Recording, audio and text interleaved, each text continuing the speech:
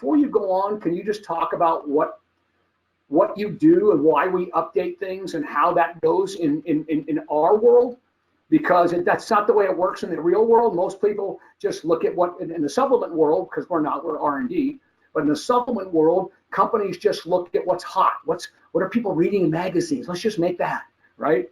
Well, we don't do that, obviously, and you guys know that because we are a research and development company. So for us to look at a product, we are plugged in, and maybe I can show you all this stuff here, make sure I do and get it back, but we are plugged into the most recent science, rapidly evolving science of nutrition, of feeding the body, okay? That's what we're plugged into. I see everything before it actually happens. If you've been to my offices, for many of you that have been to my office, you've already seen it. That's why it's as big as it is. The walls are covered, the tables are covered, and we are just totally plugged into everything. So daily research is what leads to any evolving formulas that we may have, staying within the evidence-based guidelines. So the first thing is, first of all, it's got to fit within the goal of what we're trying to do. We are non-clinical, no medicinal supplements at all. Our only goals are to preserve health, weight, obviously speed, accelerate weight control, enhance performance, or muscle gain, okay? So those are the goals it's got to fit into. And the only research we're allowed to use is peer-reviewed journals, okay? So, and then from the web, we go to Medline only. We don't Google. We do not use fitness magazines. Don't use muscle magazines, right?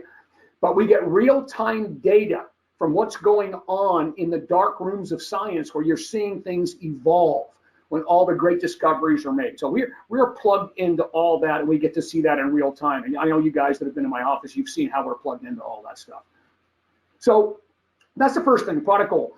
And then the rationale for the ingredient selection, okay? And what that really truly is, it's the overall structure and function of how they actually work in the body, individually and then synergistically, which you'll see as we kind of go through the thermic cell, all right? So we have to describe that. And within that, we'll find the mechanisms of action for each one of these ingredients. And that helps determine the symbiotic relationships. In other words, how one plays off the other. And that is a true unique DocFit discipline. No one else really does that. We look at how that can possibly play off the other or not, and then kind of look if we can find any studies that kind of support that whole piece there. And we can make a pretty big decision. And by doing that, we look at the human studies that determine safe and effective forms, dosing, and of this synergistic consideration. So what else would a consumer might be taking? What might they not? Or how do these ingredients actually work together, not to be just safe, but also to be effective? But so we have to look at everything. We don't just look at human studies on that. We have to look at animal studies as well. And we have to look at effective studies. We have to look at negative studies that actually showed a downside, not an upside, and then null. Null just means nothing happened, okay? Which is actually a good thing for a lot of the things, nothing happened. But then we capture the human results to determine, as long or not, because we could go through this whole process. And I could be 6 months down the road and I said, we can't make it, didn't pass muster, it didn't get this far. But by looking at the human results, we determine the forms, the dosage, and the amounts, and the timing. These are all critical to the success of any type of product that you're going to use and ingest in high concentrations of ingredients into the human body. And that is the creation of the Practitioner Dietary Supplement Reference Guide.